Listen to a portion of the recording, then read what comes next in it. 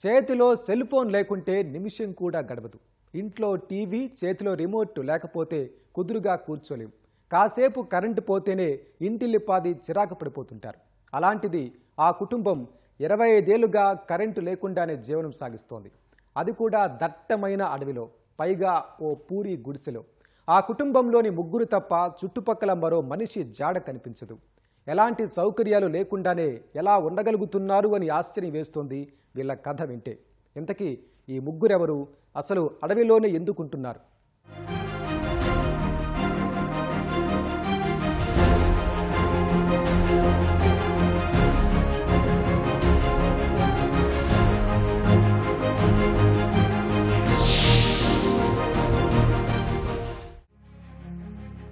అనగనగా దట్టమైన చెట్లతో నిండిన అడవి. రాళ్ళు రప్పలతో నిండిన ఓ సన్నటి నడకదారి. కింద మీద పడుతూ నడుస్తూ పోతే దారి చివరిలో ఒకే ఒక గుడిసె. ఈ గుడిసెలో ముగ్గురు. ఈ ముగ్గురి గురించి ఎందుకు చెబుతున్నారు? వీళ్ళు అంత స్పెషలా అని అనుమానం కలుగుతుందేమో. ఈ కథంతా విన్నాక అది మీకే అర్థమవుతుంది. పైగా మీరే మరో నలుగురికి ఈ కథ చెబుతారు. నిజంగా అంత ప్రత్యేకం వీళ్ళు.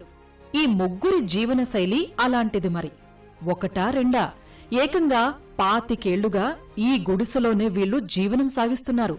అది కరెంటు సౌకర్యం లేకుండానే. అంతకు మించి ఆసక్తికరమైన విషయమేంటంటే బయటి ప్రపంచంతో వీళ్లకు ఎలాంటి సంబంధం లేదు. అడవే వాళ్లకు లోకం.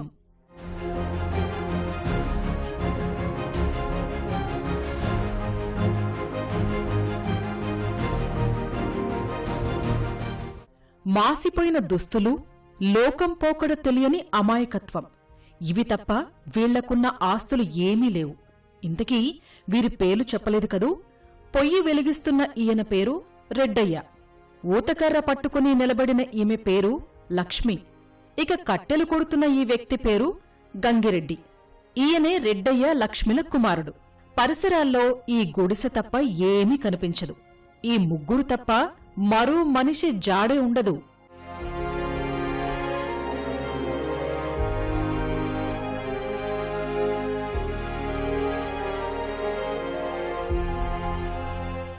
ఇలా బయటి ప్రపంచంతో ఏమాత్రం సంబంధం లేకుండా ఉంటున్న ఈ ప్రాంతానికి ఓ చరిత్ర ఉంది. గతంలో ఇక్కడ ఉన్న వాళ్ళంతా వేరే చోటుకి వెళ్ళిపోయినా వీళ్ళు మాత్రం కొండ దిగలేదు. బియ్యం కోసం తప్ప మరే అవసరానికి వీరు వేరే చోటుకి వెళ్లరు. అసలు వీళ్ళ జీవనశైలి చాలా ఆశ్చర్యంగా ఉంటుంది. మరి వీరు బయటి ప్రపంచంతో సంబంధం లేకుండా ఎందుకుంటున్నారు? అసలు ఈ గుడిసె ఎక్కడుంది? ఈ విషయాలు ఇప్పుడు వివరంగా తెలుసుకుందాం. భద్రాద్రి కొత్తగూడెం జిల్లా అశ్వారావుపేట మండలం గోగులపూడికి 15 కిలోమీటర్ల దూరంలో ఎత్తైన కొండపై ఉంది ఈ పూరి గుడిసె. ఇక్కడ సుమారు 40 కొండరెడ్ల కుటుంబాలు ఉండేవి. కాని ఇదంతా 25 ఏళ్ల క్రితం నాటి సంగతి. ఇప్పుడు ఈ ఒక్క గుడిసె తప్ప ఏమీ లేదు.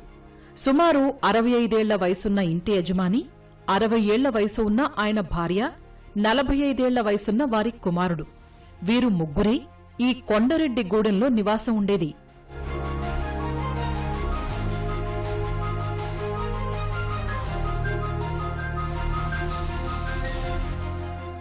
ఈ కొండరెడ్డిగూడెం చరిత్ర సుమారు 70-80 ఏళ్ల నాటిది. అప్పట్లో ఈ గూడెం పేరు గోగులపూడి.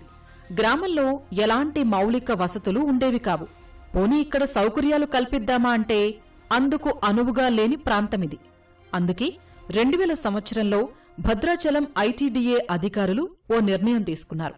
ఈ ప్రాంతంలో ఉన్న కొండరెడ్ల కుటుంబాలను కొత్త కన్నాయగూడెం సమీపంలోని గోగులపూడికి తరలించారు. అంటే కొండ నుంచి కిందకు తీసుకొచ్చారు. అక్కడే ఇళ్లు నిర్మించి ఇచ్చారు. కాని రెడ్డయ్య కుటుంబం మాత్రం కిందకు వచ్చే ప్రసక్తే లేదని అధికారులకు తేల్చెప్పారు. అప్పటినుంచి ఇప్పటి వరకు ఈ ముగ్గురే గూడెంలో నివసిస్తున్నారు. మరి ఇక్కడ మీరెలా ఉంటున్నారు అని ఈటీవీ ప్రతినిధి అడిగితే రెడ్డయ్య ఏం సమాధానం చెప్పాడో చూడండి.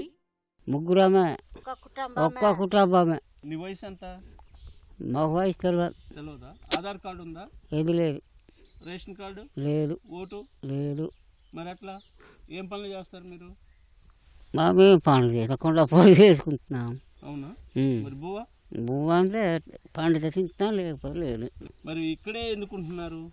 మాకు ఇక్కడ సోపాయ. మరి కిందికి దిగితే ఇల్లు కట్టి అక్కడ ఏం దొరకదండి. మాకు జొన్న గింజలు పండిస్తాం. మరి డబ్బులు ఎట్లా వస్తున్నాయి మీకు? మాకు డబ్బులు ఏముండవు. అవసరం ఉండదు ఆ డబ్బులతోటి? అబ్బా మాకేముండవు. చూశారుగా, ఈ పెద్దాయనకు ఆధార్ కార్డ్, రేషన్ కార్డు లేదు, ఓటు హక్కు కూడా లేదు. మరి ఇవేవీ లేకుండా ఎలా ఉంటున్నారు అంటే ఉంటున్నారంతే. ఆహారం ఎలా అని ఆరా తీస్తే వీరి ముగ్గురిలో ఈ పెద్దావిడకు మాత్రమే రేషన్ కార్డుంది. ఏ సరుకులు కావాలన్నా ఈ కార్డే ఆధారం. నెలకు ఓసారి కొండ కిందకు వెళ్లి రేషన్ షాప్ నుంచి బియ్యం తెచ్చుకుంటారు ఈవిడ. పోనీ అప్పుడైనా రెడ్డయ్య, ఆయన కుమారుడు కొండ దిగుతారా అంటే లేదు. ఎలాంటి భయం లేకుండా అడవిలో నడుచుకుంటూ వెళ్లి నేనే సరుకులు తెచ్చుకుంటానని చెబుతోంది లక్ష్మి. నాకొకటేనే ఆధార్ కార్డు, ఇంకా పింఛన్ది. పింఛన్ తీసుకోవటానికి గోగులపొడి ఎట్లా వెళ్తావు? ఇట్టా ఈ గుడ్దారి నడుచుకుని పోతాను. అడవిలో ఇంత దూరం నడుస్తావా? నడుస్తాను, అలవాటే. అలవాటే. మరి బువ్వ ఎట్లా తింటావు? బువ్వ ఎట్లా వస్తుంది మీకు? బువ్వనే తెచ్చుకుంటాను అక్కడ నుంచే. కోమట్టవాడు కాడ కొనమారే, అక్కడ నుంచి అన్ని ఎన్ని తెచ్చుకుంటాను. డబ్బులు తోడుకుంటావు? 1000 రూపాయలు. 1000 రూపాయలు. ఓకే. పింఛన్ ఎంత వస్తుంది? 2000. నీకా? అక్కడ కింద ఇల్లు ఇస్తారు కదా, నేను దిగుతాను అంటున్నాను. మరి వాళ్ళు దిగవద్దా? ఎవరు దిగ? మరి ఆ కొడుకును నా పెళ్ళిమిటి దిగొద్దా? ఈ పూరి గుడిసె తప్ప మరో ప్రపంచం వీరికి తెలియదు. కట్టెల పొయ్యిపైనే వంట. 25 ఏళ్లుగా కరెంటు సౌకర్యం లేకుండానే ఉంటున్నారు. రాత్రిపూట బుడ్డి దీపం పెట్టుకుని నిద్రపోతారు. రెడ్డయ్య, లక్ష్మిల కుమారుడు గంగిరెడ్డికి కట్టెలు కొట్టడమే జీవనోపాధి. వాటిని విక్రయిస్తూ వచ్చిన డబ్బుతోనే తృప్తి పడుతున్నారు. నువ్వేం చేస్తావు? పుల్లలు కొడతాం. ఎక్కడ? గుడి దగ్గర. కొట్టి ఏం చేస్తావు? అమ్ముతాం. ఎంతకు అమ్ముతావు? 50 రూపాయలు. ఆ కొట్ల దగ్గర కూరగాయలు ఉంటాయి కదా, అవి కొనుక్కుంటాం. కొనుక్కొని వచ్చేస్తావు? వచ్చేస్తాం. ఇల్లు వదిలి పెట్టి రాము కదా. అక్కడ ఇల్లు ఇస్తారు కదా, పెద్ద ఇల్లు. వద్దు రాము. ఎందుకని? ఎందుకు? ఇది చెట్లు పండించడానికి అందుకని రాము. అంటే ఇక్కడ బాగుంటుందా?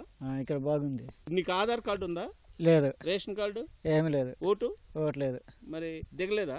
దిగలేదు. ఎందుకని? ఇటు చూడు. ఎందుకని దిగలేదు? ఎందుకు? అందుకంటే అంతేనా? అంతే. బయటి ప్రపంచంతో సంబంధం లేని వీళ్లకు 4 జతల ఆవులున్నాయి. వీటితో పాటు 2 ఎద్దులు, మేకలు, కోళ్లు, 3 కుక్కలు ఉన్నాయి. ఇవే వీళ్లకు ఆస్తులు, నేస్తాలు. ఇక ఇక్కడి పోడు భూమిలో వరి, జొన్న, మొక్కజొన్న, పెసర, కందిలాంటి పంటలు సాగు చేస్తూ జీవనం సాగిస్తున్నారు. చాలాసార్లు కిందకి ఏదైతే కొత్త కన్నయ్యగూడెం పక్కన ఉన్నటువంటి గోగులపూడి గ్రామానికి రమ్మని మేము కూడా, మా యువత కూడా వీళ్ళకి మోటివేషన్ చేయడం జరిగింది. మేము ఇక్కడే ఉంటాం, మా జీవనం ఇక్కడే కొనసాగించాలన్న ఉద్దేశం మీద వీళ్ళు కిందకైతే రానంటున్నారు. ఆ చీకటి నుండి వీళ్ళకి ఒక సోలార్ సిస్టమ్ ఏర్పాటు చేసి లైటు, ఆటోమేటిక్ వెలిగేటువంటి లైటు కూడా ఏర్పాటు చేస్తే బాగుంటుందని మేము కోరుకుంటున్నాం. మా కుటుంబం నుంచి మా వాళ్ళు ఇంకా వెనుకడుగు వేసి ఇందు నుంచి మేము ఇంకా కిందకి రాము అనేసి ఇందే ఉంటున్నారు. వాళ్ళు చీకటి బతుకుల్లోనే సాగుతున్నారు. వీళ్ళకి ఒక రోడ్డు సౌకర్యమైన, ఆరోగ్యం పరంగా అయినా, మిగతా అయినా వీళ్ళకి అసలు ప్రపంచంతో అసలు ఎటువంటి సంబంధం లేకుండా వీళ్ళు వానకాలం అయినా, వానకైనా, ఎండకైనా ఏదైనా వీళ్ళే తట్టుకొని ఉంటున్నారు. ఎటువంటి ఆరోగ్యాలు కూడా పాడవట్లేదు. చాలాసార్లు ఈ కుటుంబాన్ని కొండ నుంచి కిందకు తీసుకెళ్లేందుకు ప్రయత్నాలు జరిగాయి. కానీ వీళ్ళు మాత్రం ససేమిరా అన్నారు. వేరే చోటకు వెళ్లేందుకు అసలు ఇష్టపడటం లేదు.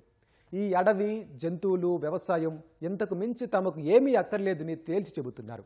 అంతేకాదు అసలు అడవిని వదిలిపెట్టి రావడానికి మనసొప్పడం లేదని అంటున్నారు. ఈ రోజుల్లో కూడా ఇలాంటి వాళ్ళు ఉన్నారా అనిపిస్తోంది కదూ.